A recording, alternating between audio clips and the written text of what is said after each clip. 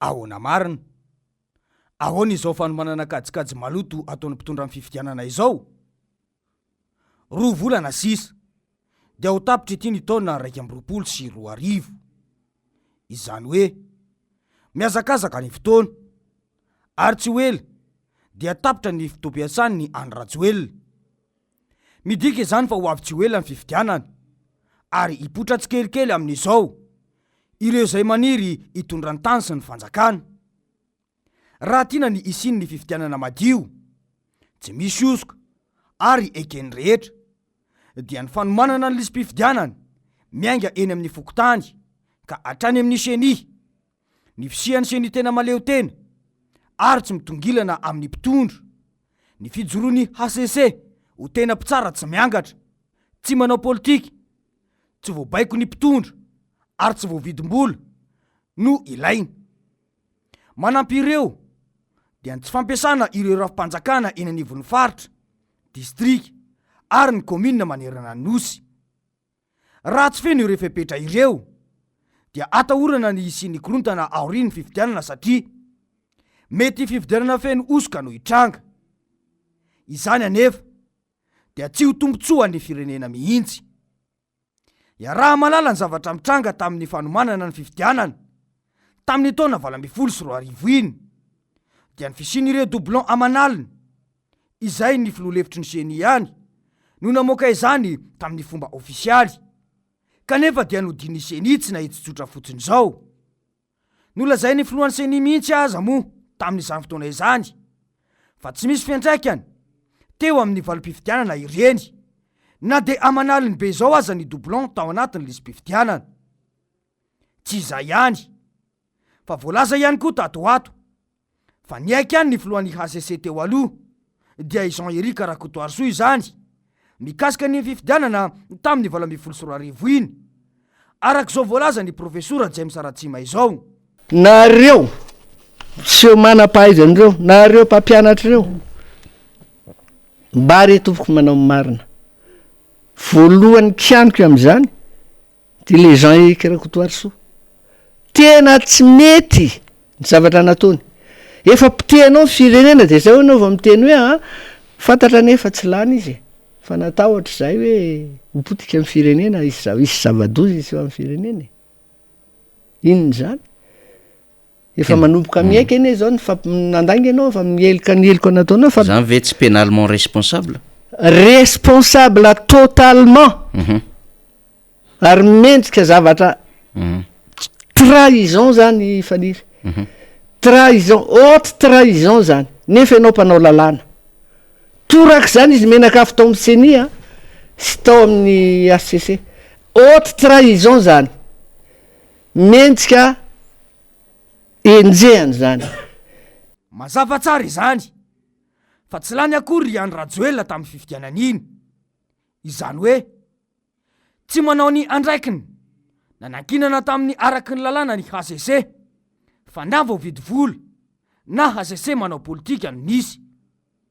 Midika izany fa ny HCC mihitsy no nanao tsinontsina ny etaetam-bahoaka ary tsy nanaza ny safidim-bahoaka. Tsy anjaran'ny HCC mihitsy no mieritreritra fa mety hiteraka korontana ny fifidianana.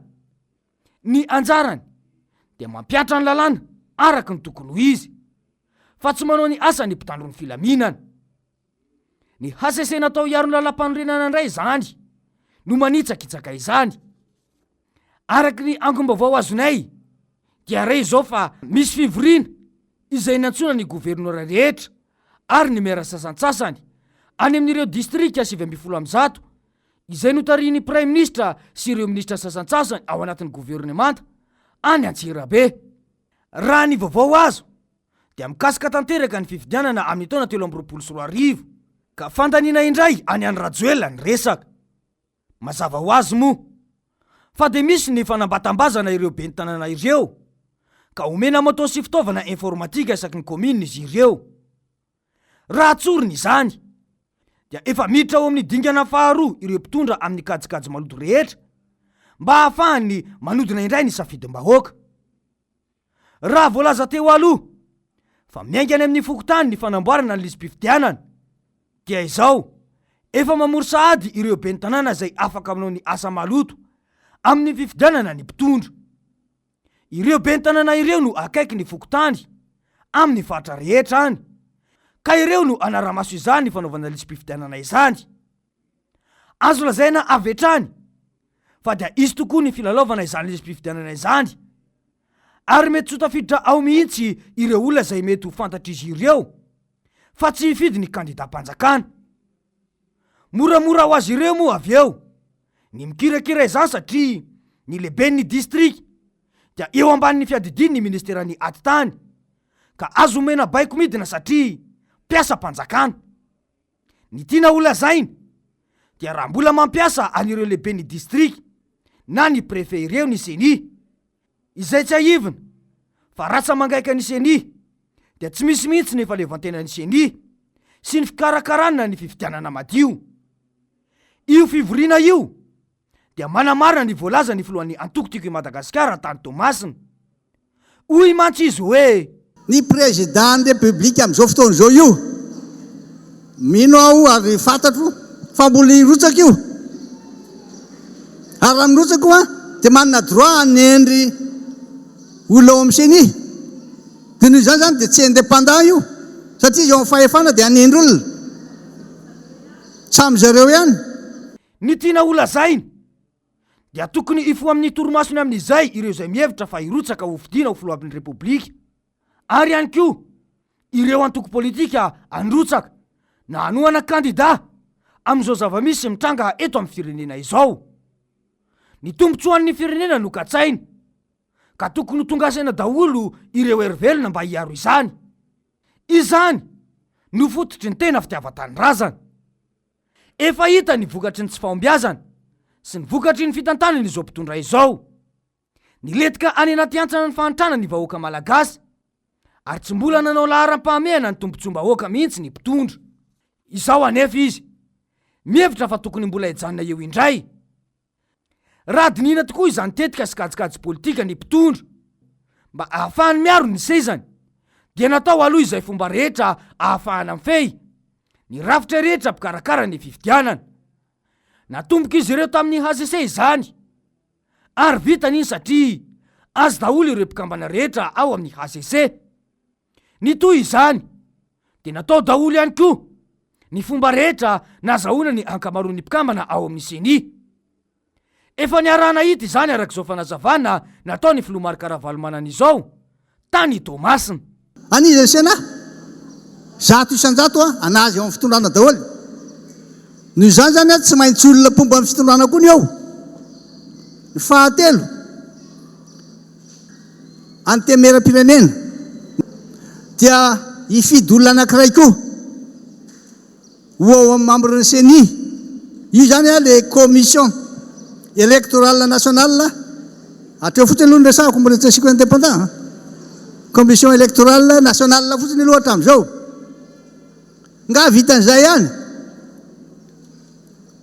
ny ACC le azo raisina fa tsy mitombona. Lozy izy koa dia mbola manana droit, izy koa mbola manana droit hoe hifidy. Tamin'ny herinandro iny dia resa be,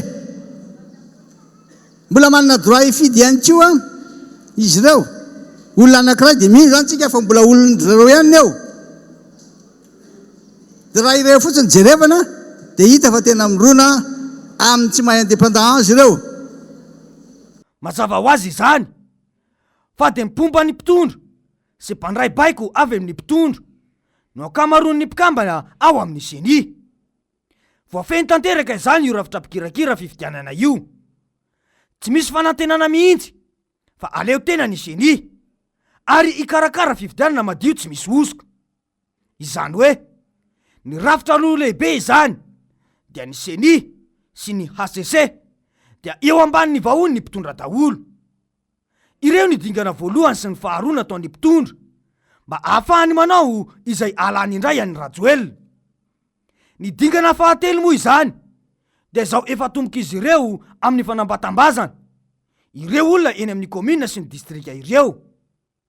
Maninona moa no tambatambazana moto sy fitaovana informatika ny ben'ny tanàna amin'ireo komina ireo, ary omena baiko ihany koa fa tsy maintsy atao ampandaniana ny filoam-perinasa.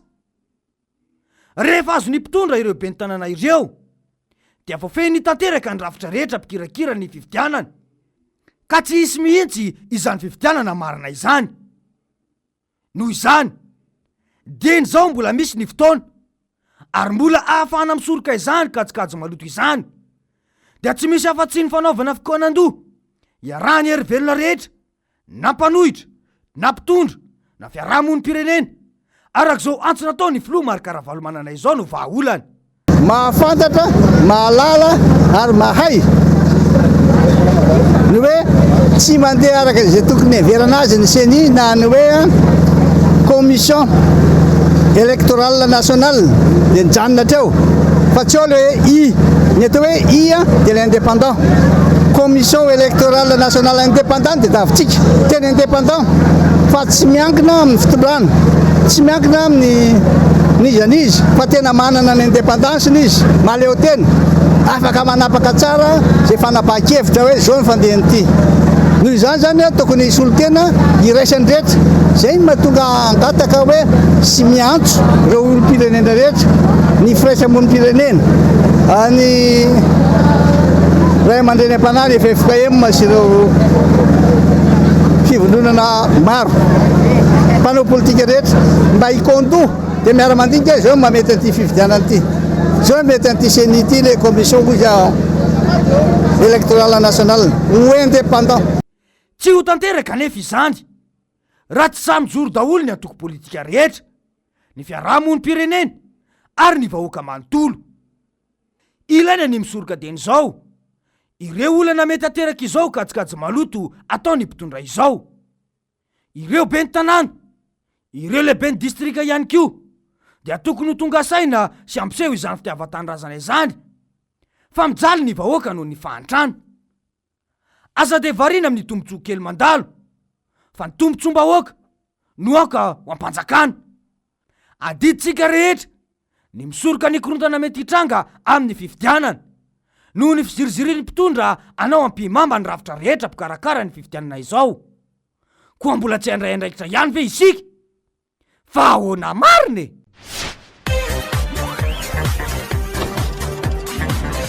Ahoana marina e!